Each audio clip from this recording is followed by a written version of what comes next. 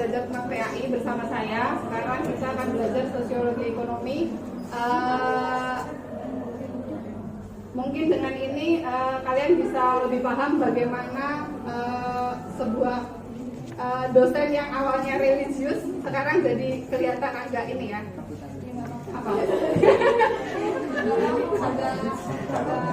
Nah, kan memang kalau belajar sosiologi itu kan tujuannya apa, hasilnya cuma ada dua ya, dia mau jadi ateis apa apatis, ya kan? Nah, hati-hati makanya kalau mau belajar sosiologi. Oke, kita belajar sosiologi ekonomi. Untuk materi kali ini kita akan belajar tentang struktur sosial politik dan perkembangannya terhadap ekonomi. Kemarin sebelum saya dengan Prof. Sindung belajar apa saja? Mempelajari keterkaitan ekonomi dengan aspek lain, kemudian dilema ekonomi. Terus selama 4 kali pertemuan tentang sosiologi ekonomi, kira-kira manfaat apa yang kalian peroleh dengan belajar sosiologi ekonomi? Ada yang mau ngomong?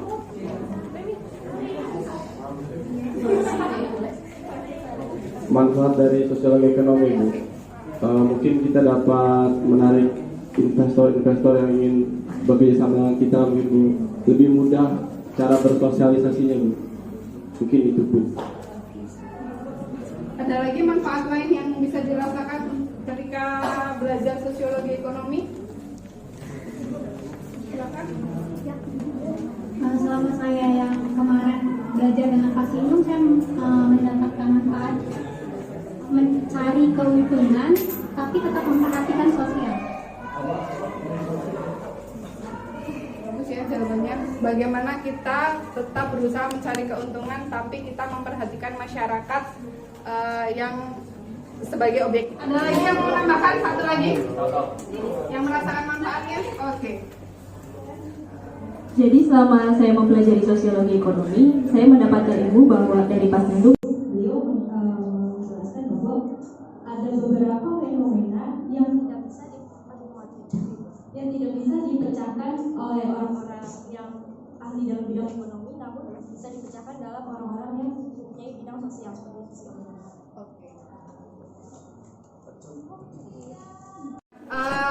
Selanjutnya dalam pertemuan kita kali ini, tujuan pembelajaran yang ingin kita capai itu adalah kita akan lebih mengenal bagaimana pengaruhnya struktur sosial dan politik itu akan mempengaruhi pandangan ekonomi seseorang atau sebuah negara. Ya.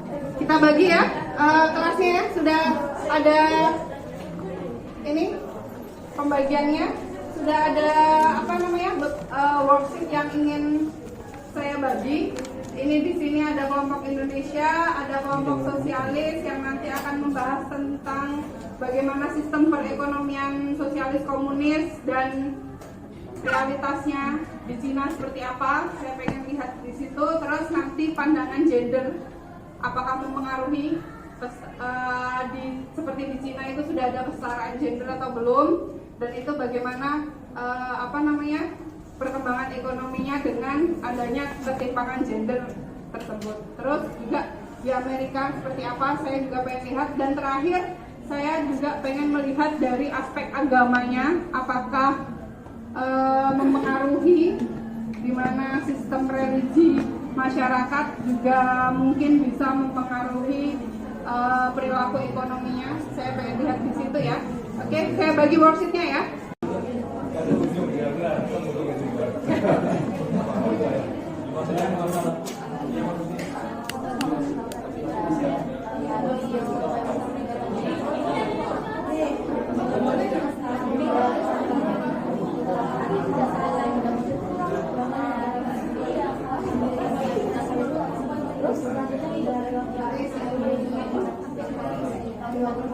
Apa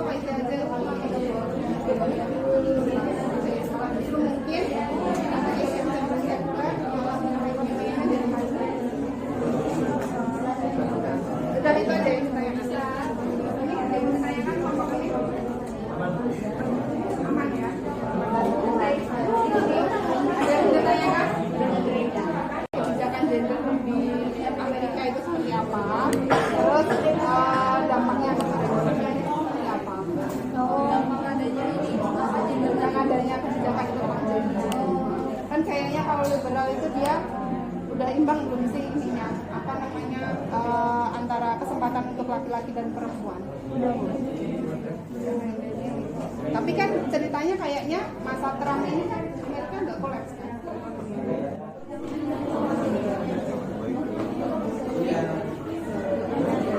Kayaknya kalau Cina itu banyak yang berpikir apalagi dengan adanya corona ini, ya kan? Bagaimana sistem perekonomian sosialis ini? Bukannya perekonomian dunia ini lagi turun 2,8% gara-gara Cina kolaps.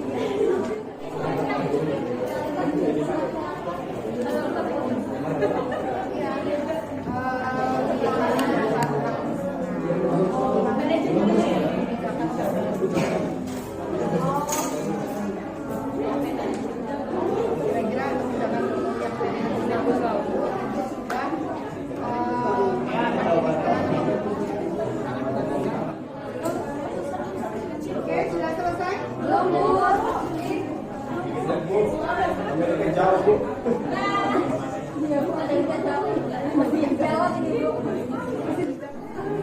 Saya pengennya karena kita sedang belajar tentang ekonomi, untuk kelompok liberalis kalian harus mati-matian membela paham perekonomian kalian ya, sistem perekonomian kalian.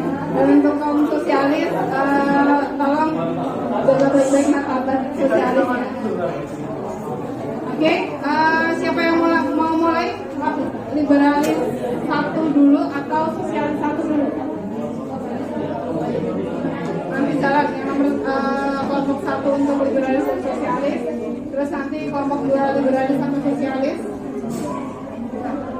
Pengen nanti bisa saling melengkapi satu sama lain. Mana yang udah selesai duluan?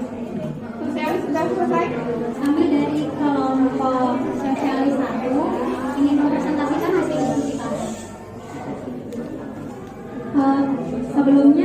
Sebelum masuk mendalam tentang sosialis ekonomi, mari kita mengetahui apa itu pengertian dari sosialis ekonomi. Pengertian dari sistem ekonomi sosialis yaitu suatu sistem ekonomi dengan kebijakan yang bertujuan untuk memperoleh suatu distribusi. Sistem sosialis komunis sering disebut sistem ekonomi komando.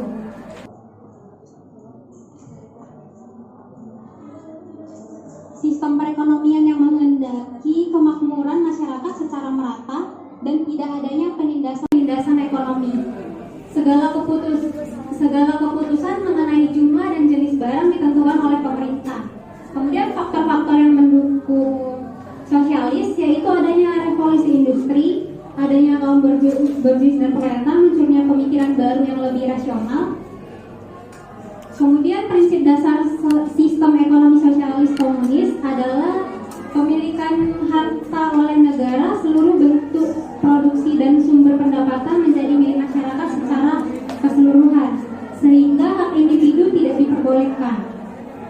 Setiap individu juga disediakan kebutuhan hidupnya menurut keperluan masing-masing.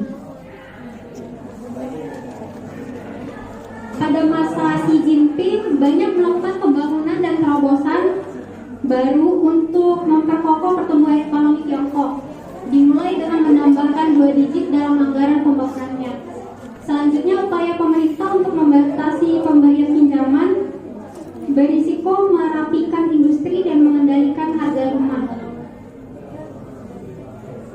Pemerintah Cina membendung pukulan ekonomi dengan pemotongan yang ditargetkan intensif, investasi dan upaya mendapatkan lebih banyak kredit untuk perusahaan sektor swasta yang efisien. Kemudian Cina pun memperluas perdagangan dan semakin membuka diri dengan memprioritaskan pelaksanaan inisiatif sabu ekonomi dan sultan maritim abad ke-21. Ya, di sini saya sedikit menambahkan tentang ekonomi sosialis. Jadi di sini kami menekankan bahwa kelebihan sistem sosialis yang lain ialah dalam sistem ini tidak mengenal pengangguran karena semua alat-alat produksi dimiliki negara, maka setiap orang berhak menyumbangkan kontribusinya dalam bekerja. sehingga tidak ada yang menganggur. Tiap orang diharapkan memberikan sumbangan dalam proses produksi sesuai dengan kemampuan dan bakat masing-masing, dan sebagai balas jasa mereka menerima sebagian dari produksi bersama sesuai dengan kebutuhan masing-masing. Di sini juga ada contoh waktu Karl Marx membahas teori upah Ricardo. Sebetulnya dia tidak betul-betul membahas tentang masalah upah itu sendiri, melainkan membahas keterlibatan manusia dalam proses produksi. Atas dasar teori ini, kemudian Karl Marx mencari keterangan tentang mekanisme penghisapan yang dilakukan oleh kaum kapitalis terhadap kaum buruh.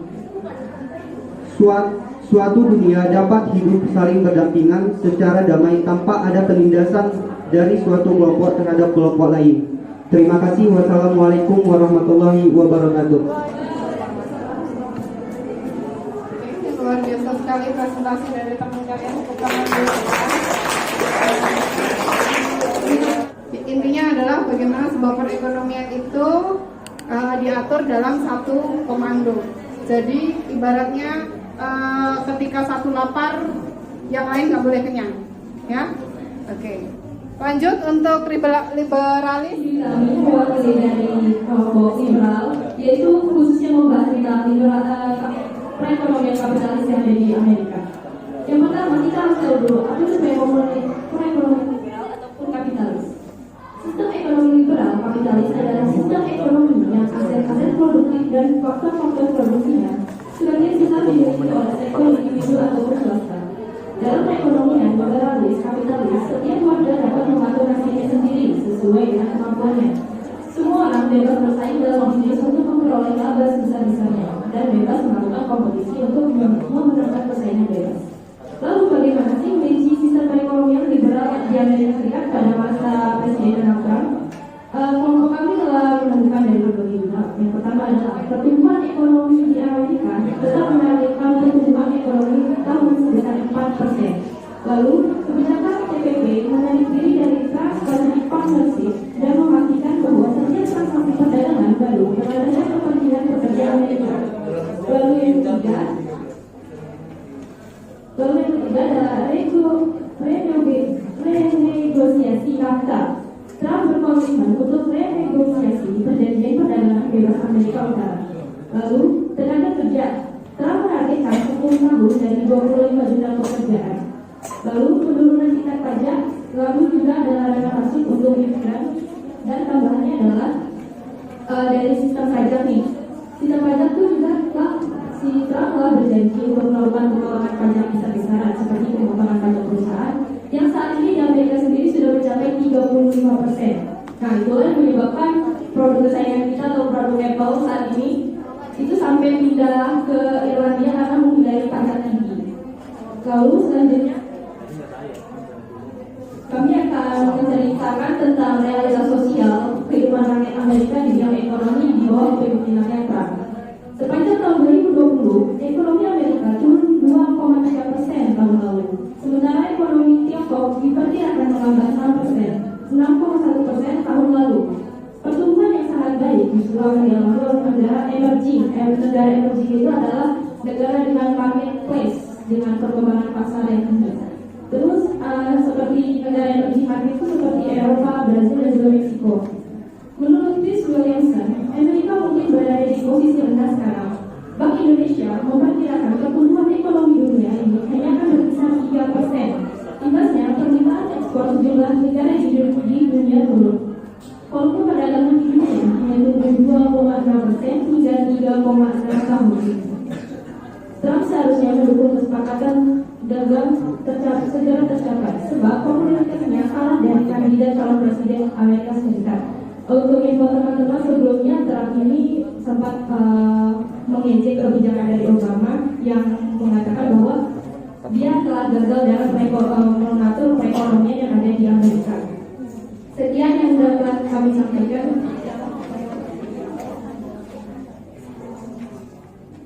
Terima kasih Ibu Nusantara atas presentasinya yang luar biasa.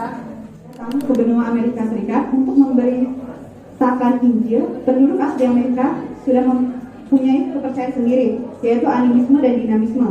Orang Indian Amerika saat itu percaya pada kekuatan gaib yang disebut dengan Wakan Tanka. Suku Indian terbiasa melakukan upacara dan ritual keagamaan dalam kehidupan sehari-hari.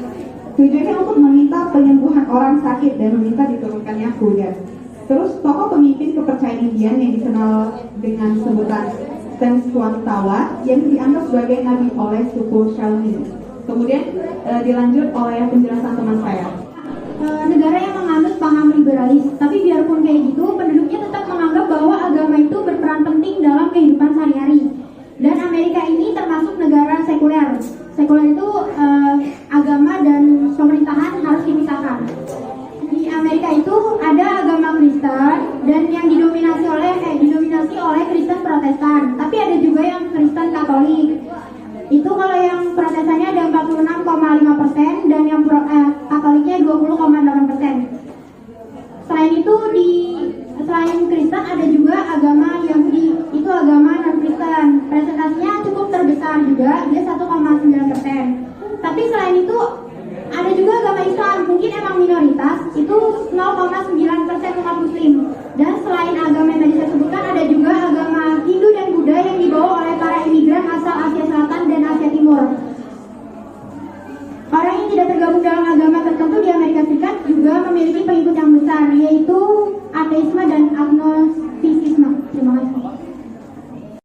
Kemunculan kapitalisme di Eropa Barat dan Amerika Serikat. Weber mengungkapkan kemajuan ekonomi beberapa negara di Eropa dan Amerika Serikat di bawah kapitalisme disebabkan oleh etika Protestan yang dikembangkan oleh John Calvin. Calvinisme mengajarkan seseorang yang sudah ditakdirkan untuk masuk surga atau neraka, tetapi yang bersangkutan tidak mengetahui takdir mana yang akan menimpanya. Satu cara agar mengetahuinya adalah melalui kerjanya di dunia. Jika seseorang berhasil dalam kerjanya di dunia, berpeluang besar untuk masuk surga. Sebaliknya, kegagalan di dunia besar kemungkinan mengantarkannya ke neraka. Kepercayaan ini mendorong penganut Calvinisme bekerja keras. Mereka bekerja giat bukan karena kekayaan material semata, melainkan untuk menghalau kecemasannya. Di sini saya dari perwakilan dari kelompok sosialis menyangkut tentang sistem religi masyarakat di China. Jadi menurut data dari Android.co.id, ada 52% penduduk China yaitu menganut agama ateis. Mereka memperbolehkan penduduk di China untuk menikmati kebebasan beragama atau memeluk kepercayaan. Data ini diambil pada tahun 2018. Kemudian ada beberapa agama lain di China. Yang pertama ada Folk Taoist atau Folk Hukum, itu sebesar 22,6%. Itu merupakan kepercayaan tradisional. Kemudian yang kedua ada agama Buddha sebesar 18,2%. Kemudian Kristen Katolik, Kristen Protestan sebesar 5,1%. Islam 1,8%, termasuk dengan Muslim Sunni dan Hindu sebesar 1%. Jadi dapat disimpulkan, hubungan agama dengan pengembangan ekonomi dapat dijadikan kajian dalam upaya mencoba memahami peran yang dijalankan agama di dalam masyarakat. Dan dari data yang sudah disebutkan tadi, dapat disimpulkan bahwa penganut ateis tertinggi dengan 52%, yang artinya ada kebebasan beragama yang dianut oleh sistem sosialis dan sekuler atau terpisah antara agama dan kepentingan negara atau ekonomi. Selanjutnya akan dijelaskan oleh rekan saya Melisa.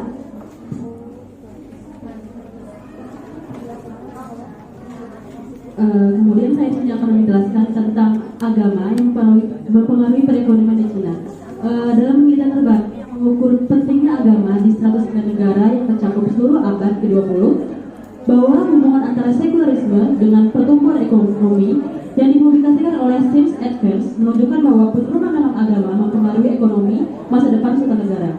Meskipun didokumentasikan bahwa negara kaya cenderung sekuler, seperti yang dikatakan Max Weber, yang berpendapat bahwa penurunan dalam agama mendorong produktivitas ekonomi yang berdampak dalam perekonomian negara sekuler, yang contohnya adalah pasar bebas dan konsensus atau kesepakatan dalam perdagangan bebas yang akan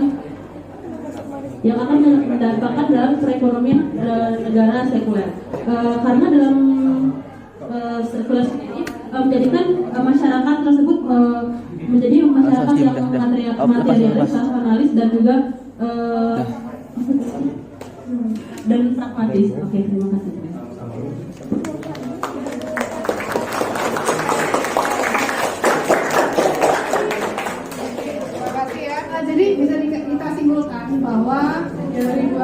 orientasi antara liberalis dengan sosialis hampir sama, sekuler, ya kan? Nanti kita simpulkan garis besarnya di akhir. Intinya sama, bahwa secara religi sekularisme itu muncul pada negara-negara maju. Amerika yang nomor 1, Cina yang nomor 2. Kedudukan dan peranan yang harus dijalankan perempuan dalam sebuah keluarga merupakan sesuatu yang sangat penting, dan setiap perempuan harus dapat memenuhi sebagai sesuatu yang menjadi tuntunan hidupnya. Ketidakadilan yang diterima kaum perempuan Cina dianggap sebagai sebuah kemuliaan. Selanjutnya akan disampaikan oleh surat.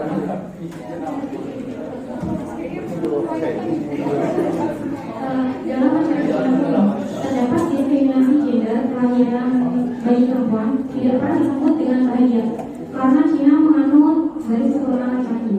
Dalam salah satu kesusastraan yang dihasilkan oleh Confucius, yaitu kitab Xinjing, buku ulang tertulis sebuah puisi. Kalau anak laki-laki dilahirkan, kalau ia tempat tidur, kenakanlah ia pakaian yang indah, dan berilah ia mainan yang terbuat dari batu giok. Oh, betapa manis-manisnya. Semoga ia tumbuh besar mengenakan pakaian, dan semoga ia menjadi kepala dari klan dan sukunya. Kalau anak perempuan dilahirkan, taruhlah ia tidur di atas lantai. Bungkuslah ia dengan pembungkus biasa, dan memberi ia mainan dengan kepingan potongan lebih, sehingga ia tidak berbuat salah, juga tidak berbuat jasa. Semoga ia pandai menyediakan masakan dan anggur, dan tidak membawa air bagi orang tuanya.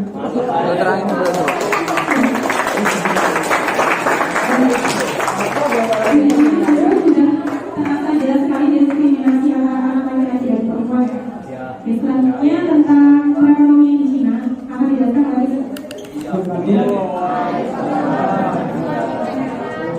Di sini saya akan menjelaskan diskriminasi gender melalui perspektif ekonomi. Jadi di dalam ekonomi Cina, diskriminasi gender itu masih sering terjadi, di mana Cina tingkat pembelajaran dan pendapatan lebih rendah perempuan dibandingkan laki-lakinya.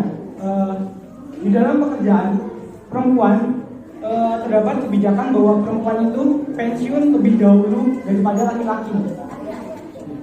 Selanjutnya pada tahun 2013 terjadi pemecatan terhadap puluhan juta pekerja wanita yang bekerja pada perusahaan-perusahaan milik negara. Dan yang terakhir pada tahun 2018 salah satu perusahaan terbesar, perusahaan swasta yaitu Alibaba, mereka dianggap melakukan diskriminasi. Mereka memasang iklan yaitu menerima lowongan kerja khusus pria. Itu dianggap ilegal di sana karena mereka lebih mementingkan pria daripada laki-laki. Jadi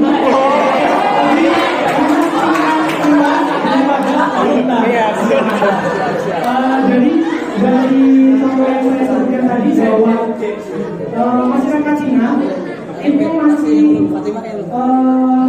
mementingkan diskriminasi terhadap perempuan, di mana mereka masih menganggap budaya kuno, yaitu perempuan dianggap tidak sebanding dengan laki-laki atau perannya di bawah laki-laki. Sekian dan terima kasih. Oke.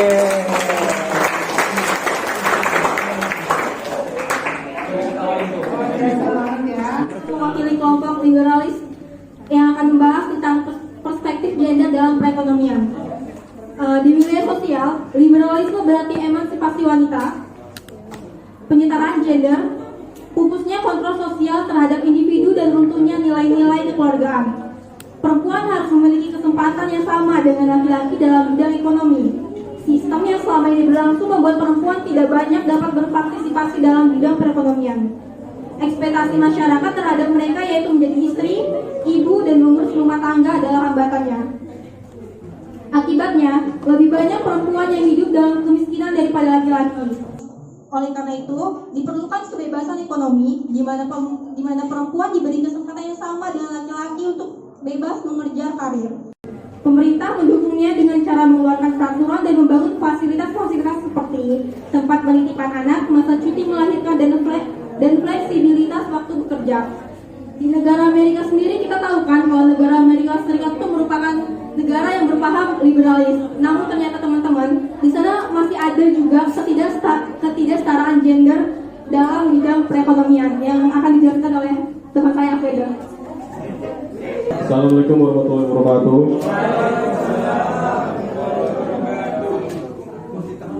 Sebagai negara adidaya, kesetaraan gender di Amerika Serikat menjadi penentu dihapuskannya diskriminasi berdasarkan jenis kelamin di seluruh dunia. Ketidaksetaraan gender di Amerika Serikat hingga saat ini masih ada. Namun lambat laun pemerintah membuat kebijakan demi menciptakan kesetaraan gender. Ketidaksetaraan gender telah menjadi tujuan dari beberapa bagian undang-undang sejak tahun 1920 hingga pada tahun 2018. Forum Ekonomi Dunia mencatat bahwa Amerika telah mengalami kesetaraan gender peringkat 51 dari 149 negara. Dalam proses penghapusan ketidaksetaraan gender telah dilakukan Presiden Donald Trump dengan mengenalkan Women's Global Development dan Prosperity Initiative. Prakarsa tersebut disusun untuk membantu ketidaksetaraan gender di negara-negara berkembang berpartisipasi penuh dan bebas dalam ekonomi lokal tahun 2025. Adapun ketidaksetaraan gender di Amerika, masih ada kesenjangan upah antara perempuan di Amerika, upah yang diterima antara laki-laki dan perempuan. Dari gaji laki-laki, gimana ya? Jadi upah yang diterima antara laki-laki dan perempuan itu berbeda, padahal kerjanya sama. Jadi upah yang diterima perempuan Amerika Serikat itu cuma 70% dari upah dari gaji prianya. Itu yang pertama. Yang kedua, menurut WHO mengatakan bahwa 1 dari 3 perempuan sering mengalami kekerasan seksual. Itu berupa pelecehan seksual dan lainnya. Saya rasa udah itu aja. Oh ya, satu lagi. Jadi Amerika itu ingin memperkuat undang-undang supaya kesetaraan gender itu lebih kuat undang-undangnya. Ya, itu tuh namanya ERA. ERA itu Equal Right Amendment. Jadi itu tuh amandemen yang untuk melindungi hak-hak perempuan dan hak laki-laki itu supaya disamakan. Jadi tidak ada perbedaan. Sekian dari saya. Assalamualaikum warahmatullahi wabarakatuh. Kalau kita lihat statistiknya, sudah jadi fakta yang umum di Amerika bahwa apabila seorang perempuan mendaftarkan diri di sebuah tempat bekerja, kemudian tanpa melampirkan jenis kelaminnya, persentase keberhasilan dia mendapatkan pekerjaan itu, kemudian persentase dia memperoleh gaji yang tinggi dibanding dia menyertakan jenis kelamin itu jauh lebih besar. Yang artinya jenis kelamin adalah pertimbangan khusus yang marak terjadi di Amerika hingga saat ini. Itu sebabnya dari undang-undang yang mendukung kesetaraan gender itu terus didukung hingga saat ini seperti yang dikatakan oleh saudara Alpen. Saya kira itu saja. Terima kasih. Assalamualaikum warahmatullahi wabarakatuh.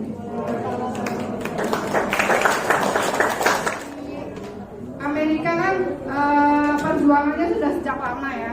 Jadi ada harapan untuk bisa berjuang menuju ke kesetaraan gender.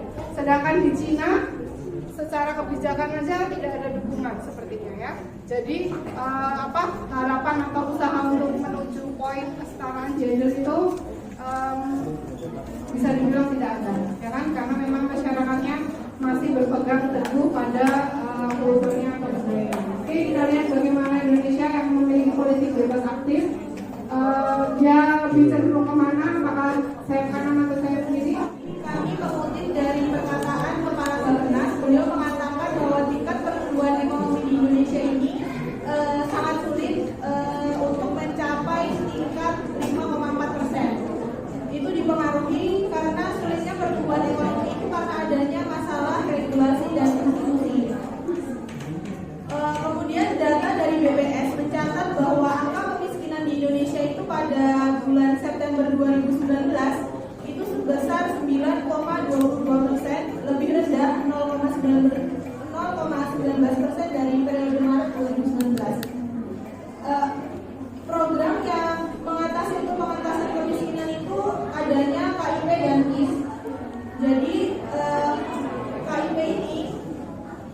dengan mewajibkan belajar 12 tahun bebas pungutan biaya dan program KIS untuk peningkatan pelayanan masyarakat khususnya di bidang kesehatan. Kemudian untuk lebih rincinya presentasi kemiskinan perkotaan dan pedesaan. Untuk di perkotaan itu turun dari 6,69% menjadi 6,56%, sedangkan di daerah pedesaan itu turun sebesar 221.800 orang. Itu di tahun 2019. Kemudian untuk di tahun 2020 ini di periode kedua Presiden Joko Widodo, beliau memiliki fokus kebijakan untuk lebih mengatasi adanya kemiskinan itu dengan pertama peningkatan sumber daya manusia, yang kedua itu untuk membangun infrastruktur, yang ketiga perlindungan sosial, yang keempat peningkatan desentralisasi fiskal atau pengoptimalisasian dana desa. Kemudian yang terakhir itu adanya APBN 2020 itu dijadikan untuk mengantisipasi ketidakpastian perekonomian baik dari global maupun dalam negeri. Kemudian untuk pengaruh gender terhadap ekonomi Indonesia akan disampaikan oleh Ani. Assalamualaikum warahmatullahi wabarakatuh. Waalaikumsalam warahmatullahi wabarakatuh. Di sini saya akan menjelaskan mengenai gender di ekonomi Indonesia. Ketimpangan gender di Indonesia dinilai masih cukup tinggi dari proses perekonomian gender. Pemerintah memberdayakan pada sektor teknologi yaitu perjalanan online atau e-commerce, dan secara statistik mendorong penciptaan kerja bagi wanita sebesar 35%. Jadi saat ini wanita dapat melakukan bisnis sampai memenuhi rumah tangga. Nah, Kementerian Keuangan juga membuat kebijakan yang bersifat afirmatif untuk mendorong terjadinya kesetaraan gender semuanya dapat dipenuhi. Ya, ketidaksetaraan gender membuat perbedaan gaji yang diterima oleh laki-laki dan perempuan. Sri Mulyani menjelaskan gaji perempuan lebih rendah 23% ketimbang laki-laki. Namun itu agenda kesetaraan gender menjadi prioritas sebab kesetaraan antara laki-laki dan perempuan tidak hanya menciptakan ekonomi inklusif, tapi juga menciptakan PDB yang potensial. Saya tentunya akan menjelaskan tentang yang tidak terima. Dijelaskan dalam perspektif agama, bagaimana agama itu mempengaruhi perekonomian di Indonesia. Jadi pertama kita harus tahu sistem perekonomian Indonesia itu seperti apa. Jadi secara legal sistem perekonomian di Indonesia itu sistem perekonomian Pancasilais. Namun dalam penerapannya itu bisa dikatakan bahwa sistem perekonomian di Indonesia itu tergolong liberal. Kenapa? Pertama saya kasih contoh isu yang masih hangat sekarang Omnibus Law pasal 52 undang-undang tentang penyederhanaan perizinan usaha. Nah, bentuk penyederhanaan usaha ini termasuk ke dalam keterbukaan dalam investor datang ke Indonesia gitu. Nah, masuk ke dalam pengaruh agama dalam sistem perekonomian Indonesia. Yang pertama, investor terbesar di Indonesia itu ada dua, Amerika dan Cina. Amerika menganut sistem ekonomi kapitalis liberalis, sementara Cina menganut sistem ekonomi sosialis komunis. Yang di negara-negara liberalis seperti Amerika, terus di negara kedua Cina seperti apa, kita bisa tahu ternyata ada, walaupun mengatur sistem perekonomian yang berbeda, ternyata ada beberapa persamaan seperti bagaimana kesenjangan gender di situ masih juga terjadi, terus juga bagaimana ternyata sekularisme itu menjadi momok setiap negara, ya kan? Saya ada beberapa slide tentang conclusion kita hari ini, kesimpulan kita. Ternyata kapitalisme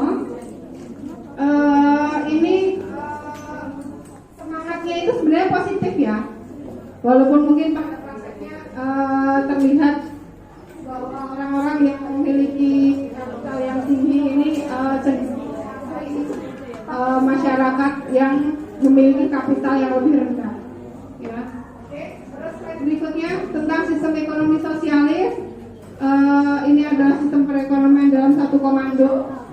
Ya, kebijakan bertujuan untuk memperoleh suatu distribusi yang lebih baik. Semangatnya adalah berasal dari situ ya, tumpuannya ya. Slide berikutnya. Nah, sebagai konsekuensinya ternyata penguasaan individu atas aset-aset ekonomi atau faktor-faktor produksi sebagian besar secara sosial ternyata sudah ada dan masyarakat industri walaupun sebenarnya wanita sudah diperbolehkan bekerja, tapi ternyata jenis pekerjaannya pun masih cenderung berat arahnya cepat atau gajinya itu kecil daripada laki-laki. Slide selanjutnya. Di sini masyarakat post industri atau di era revolusi 4.0 sekarang ini ya, ternyata data BPS menyebutkan bahwa persentase penggunaan internet perempuan pada 2018 ini hanya sekitar 37,4%, masih rendah dibandingkan oleh kaum laki-laki ya, selisihnya hampir 5 poin ya. Terus data dari KPK sebenarnya orang itu harus atau sebuah negara itu harus bersemangat untuk, dan dengan kekuatan ini negara bisa mengurangi permasalahan akan kemiskinan. Oke, slide berikutnya terakhir tentang agama dan perkembangan ekonomi. Kita lihat baik dua negara ini, entah itu Cina ataupun Amerika, secara normatif memang sebenarnya hubungan agama dan ekonomi ini harus bersifat timbal balik ya, bukan kausalitas ya. Nah, di mana agama pada hakikatnya terus mengawal sistem ekonomi perekonomian negara dan perilaku ekonomi masyarakatnya, tapi ternyata realitas sosial yang ada, kita lihat bagaimana kapitalisme muncul itu semangatnya kan berasal dari ketaatan beragama, tapi sayangnya adalah rasionalitas material ini semakin menguasai, sekularisme menjadi kemana-mana, dan masyarakat sekuler ini mulai meninggalkan agamanya. Ada yang mau ditanyakan sampai sini? Jadi selain kita belajar dari buku, gadget kalian itu juga berbeda. Siapa tahu dengan memanfaatkan gadget secara positif, nanti gadgetnya ikutan masuk surga ya. Boleh ya, siap ya.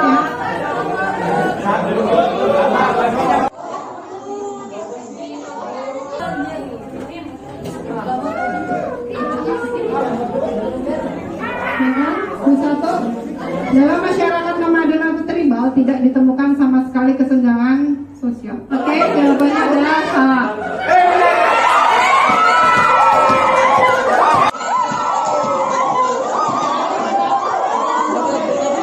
Membahas tentang munculnya sistem perekonomian kapitalis tidak dapat dilepaskan dari teori Weber tentang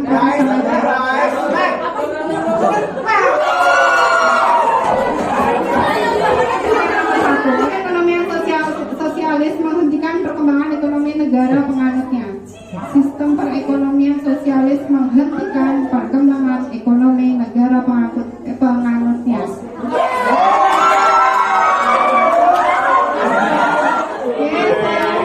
Soal terakhir, menurut teori Karl Marx, aktor utama perubahan ekonomi masyarakat adalah kaum pemilik modal.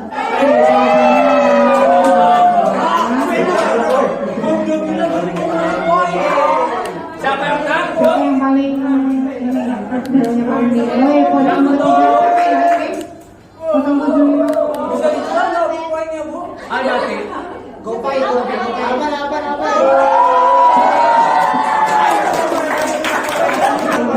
Oke, sampai sini kelasnya, sampai sini juga